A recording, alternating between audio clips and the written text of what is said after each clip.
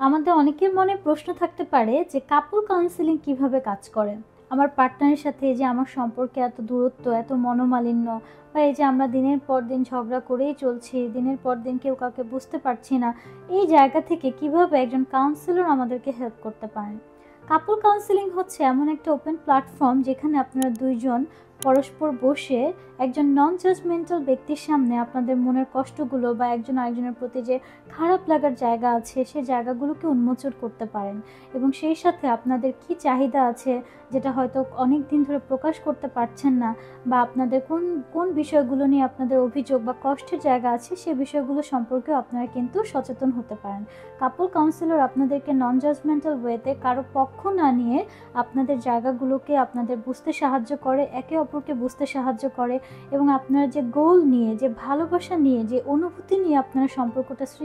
Start করেছিলেন, ঠিক সেই জায়গাটা থেকে আপনাদেরকে পুনরায় নিয়ে গিয়ে আপনাদের সম্পর্ক নিয়ে আপনাদের কাজ করতে সাহায্য করে।